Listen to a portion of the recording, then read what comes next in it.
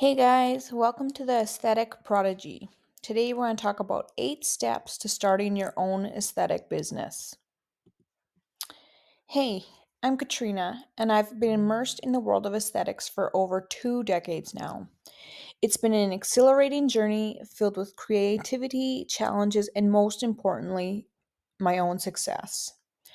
Throughout my career, I've had the privilege of building multiple businesses from scratch, from $0 to $250,000 profit in just 1 year. It's been a roller coaster ride, but one that's been incredibly rewarding. With my proven method, I'm here to help you. My secret? A potent mix of passion, perseverance, and a keen eye for opportunity. I've always had this innate knack for spotting trends and seizing the moment. But it's not just about making money, it's about making a difference.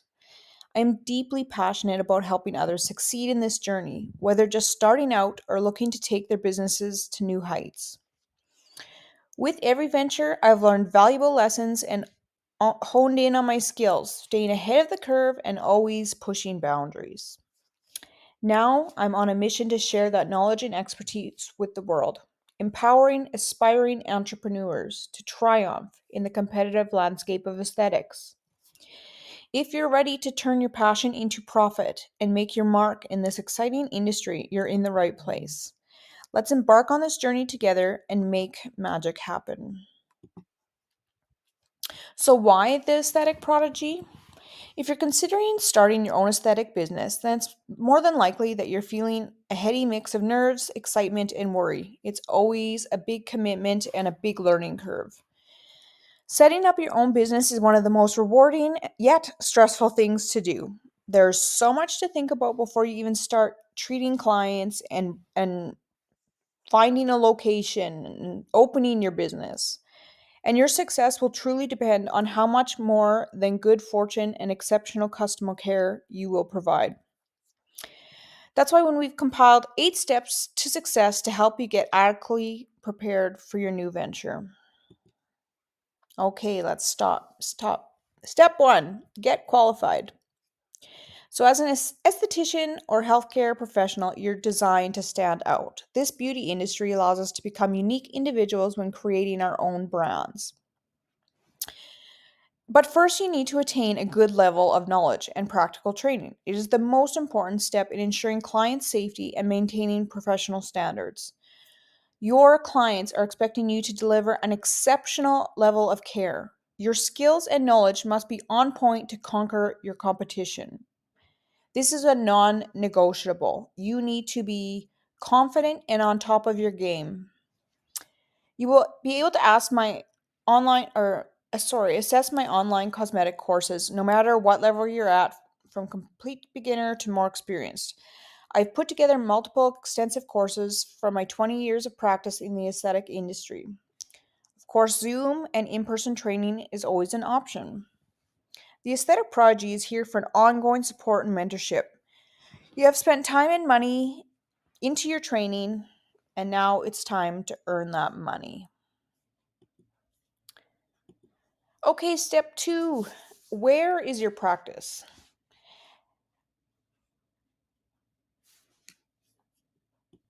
Naively, this may seem like an odd choice to be first on the list. However, from personal experience, both when I was finding a location for myself to work from, and then once established as a company finding a location for my other practitioners, this is one of the greatest challenges you can face. So, in the beginning, I would write letters, emails, I'd call into different salons, and I literally went through at least 10 different options before finding the perfect premise for myself. So, that being said, it does no harm to be picky about where you choose to practice. We want to make sure it's a convenient location for us, but we need to think about, is there client parking? Is it paid parking or free parking? Is there no parking? This is so important to consider because clients will also justify coming to you by how convenient it is to them. If you're opening a home based business, do you have a separate entrance? Are clients going through the house? Here in North America, everything must be done to a T, sanitary, bathrooms need to be sanitary and up to code. Is your house going to be maintained and clean at all times? Are there animals in their house that you're going to need to put away? Do you have children that need to be taken care of during the time of your clients? These are all really important things to consider. So, one of the greatest difficulties we personally face an issue is on professionalism. Clinic setting and aesthetics is still very important. You don't need to blow the budget, just keep safety standards and professionalism in the back of your mind. A room rental may be the perfect place to set up an already busy practice. If they've got two or three, four girls in there with their own, hair, makeup, lashes, and if you can fit into there and start cross promoting your clients, I always think that is the perfect option in the beginning. So, something to consider. Step three, LLC versus sole proprietor. I know this is kind of a boring step, but when you are starting a business, it needs to be legal. So when we look at a sole proprietor, if you're working for yourself, you're taking payments directly from your customers, and you're deciding where you want to work, then in the eyes of the government, you are considered self-employed, and therefore you must be registered as so. Being self-employed, you can be one of three forms: a sole trader or proprietor, a limited company or partnership, and you can also go along with multiple partnership trades, but we're not going to talk about that at this time. I just will focus on the two more commonly forms. Sole proprietorship and limited company. Working as a sole proprietor is the most straightforward way to start a business. I highly suggest everybody to start this way during the first year of startup. There's no distinction between yourself and your business. You can set up to receive payments from customers and purchase stock directly yourself. You need to declare your self employed status during tax time. A separate bank account is not necessarily required. However, you may choose to open a second different account to ensure that you stay on top of payments for the business and keep track of your business ingoings and outgoings, as well as product and sales. Being a sole proprietor has the advantage of being low cost and low maintenance.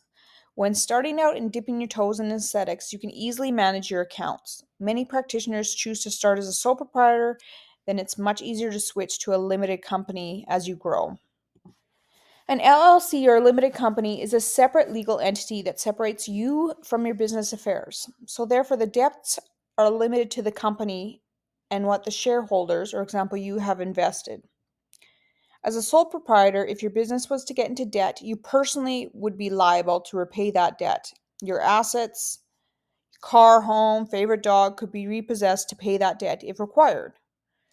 So, on a yearly basis, you will require an accountant to help you submit your annual taxes. I would strongly advise using an accountant that specializes in or is experienced in dealing with the aesthetics business. An LLC is owned by its shareholders and it's run by officers. So, when registering your company, you can appoint yourself as a director and allocate 100% of the shares to yourself. Alternatively, if you're entering into the company as a partnership, you can split these shares between yourself and a partner. Now, they don't necessarily need to be a 50-50 split, it's just whatever you choose to do. With an LLC, a separate business bank account is mandatory with a limited company. So, registering as a limited company has its advantage, including protecting your personal assets, looking more professional, and giving you credibility as a business company. However, most notably, for most aesthetic practitioner, is the tax advantage of working as a limited company can bring. Now, when you take LLC taxes at the end of the year to submit, it costs in the thousands to just submit your taxes, whereas a sole proprietor, you're not paying that cost. And that is exactly why I just recommend, in my personal opinion, to start as a sole proprietor before changing yourself to a limited company. Step four, choosing your name and branding. So, if you're going to register as a limited company, please consider a name that isn't your own, just in case in the future, if you recruit other practitioners, it doesn't need to change. Whatever you choose, think long and hard about it because chances are you'll be stuck with it. Branding wasn't something I'd even heard of 20 years ago when I set up shop. But branding and logo design can be the key to success of a company. Finding a graphic designer whose style of work you like and who you think you'd like your own imagery to be similar to is a good idea. Think about how you want to style yourself. Who are your ideal clients? How old are they? What do you think is their budget? Where do they like to shop? What's on their trending list? Now think about how your brand will attract those people. And again, if you take the program with me, we will go through this all in great detail. I can show you how to set up your own brand. We can do our own brand labels and everything like that. Step 5. Of course, we need to choose our ideal client.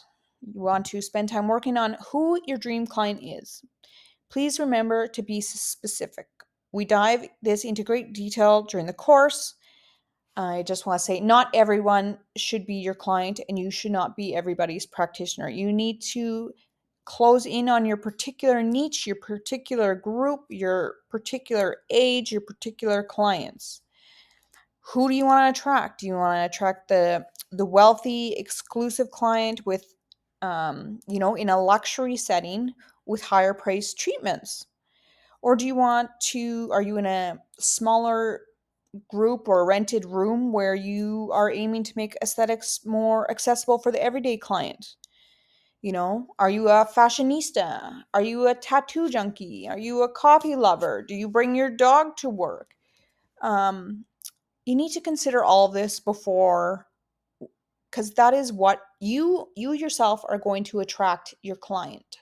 So you do not need to change to attract your clients. You just need to make sure that yourself works with what your client goals are. There's no right and wrong answer here. You really truly solely need to make this decision based on who you are and where you want to be in the industry, as well as your location. Who lives around your location, who's close to your location. So prices must reflect your location and the surrounding comps. Look what other people are selling their pedicure service for, or massage service for, or their holistic practice for, or Botox or fillers. If you're in that area, you can't jump too much because that it just doesn't work. You need to stay within reasonable comps unless you are attracting luxury services and pricing in a very luxury boutique.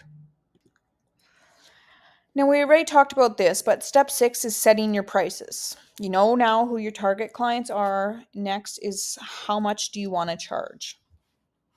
Do your market research and remember to work out how much your procedure will cost. What are your product costs? What is your overhead? What is your prescription cost if you're an injector? Or do you pay a medical director or prescriber? What about your time? You still need to be making money. What are you paying in advertising and marketing? What is your rent and utility bills? Do you have to pay a commission payout to your landlords or people you lease with, or are you sharing your business? We also need to talk about your liability insurance, taxes, accounting fees, your social media managers, and so much more. You got to write down every single thing or person that you need to pay. This all accounts for setting your fees. And while your price is so important, try not to make the price your main selling point. Client experience and satisfaction will keep clients returning over and over again. These are the clients that will refer your friends, not just because you're the cheapest, but because the level of care you deliver. Concentrate on adding value to your patients. Give them a great experience. Deliver consistent and outstanding results, and they will feel that you are worth the money they paid. Okay, our favorite. Step 7, social media. You heard it. Why is social media a pivotal part in your success? Whether you go about doing it yourself or employ somebody to do it for you, start a social media page on your selected platforms. TikTok, booming right now. Instagram, Facebook. You want to reach your target clients of all ages and backgrounds. So get comfortable posting and sharing videos, posts, carousel posts. Even if you don't have a clientele, post something. Pick a pick something on skincare. Pick something on why massage is important, and write an information post or carousel post about it. Make a video on it. Um, Doing these things, of course, in my course, I have a huge social media component. We go through all the big social media ones in the course. I have already made 104 weekly emails for you to send out to your clients to keep your clients knowledgeable and wanting more from you. So, TikTok, big trend right now. It just may not reach your target audience. It does target the younger audience, but Instagram and Facebook consistently bring in clients. You may decide to go on Twitter or X now or LinkedIn. There are so many options. Decide on your strategy of where to play and how to win. When I started out, it was way back in 2004. So I think we had Facebook, but the good old yellow pages and local advertising and pamphlets back then worked best. Email marketing is still one of the top ranking lead generators today. Collect those emails and get them on a list. In the beginning, you may not have a website, but you may consider having one, and it can make your company look and feel more professional. My only regret is when I started out is that I didn't start my social media pages sooner. I have many videos going through social media accounts and how to monetize them in, of course, my full training. And last but not least, step 8, license regulations, you guys. Not only do you need a certificate for the procedures you offer, it is my personal opinion that you must add business insurance, liability insurance, and have a valid license for your working year. So, your license to practice. This is your qualifications. Practitioners in the aesthetics industry must undergo rigorous training and education to obtain legal qualified licensure. This is to ensure that they meet the standards set by the regulatory authorities. This licensure demonstrates their competency and commitment to upholding professional standards and ensuring the safety and well being of your client. A business license is for your business practice to safely practice out of a safe space. So before you offer any aesthetic services, it is essential to ensure compliance with local regulations and obtain the necessary business license and permits. This typically involves researching and adhering to specific requirements set forth by the government agencies or regulatory bodies to operate legally and maintain the integrity and safety of your business operations. And last but not least, your own insurance or liability insurance. This will protect you if anything happens or anyone wants to be malicious or you make an error. Accidents can happen. So, aesthetic practitioners must acquire liability insurance to protect themselves and their clients in the event of unforeseen circumstances or incidents. This insurance coverage provides financial security and peace of mind, mitigating potential risks associated with the practice of aesthetics procedures. So I hope this little webinar helped you. This is just a quick basic into my course. So if this is something that you are interested in pursuing, where I help you one-on-one to build your successful aesthetics business, I really can't wait to work with you and for you to start the training. Everybody have a good day.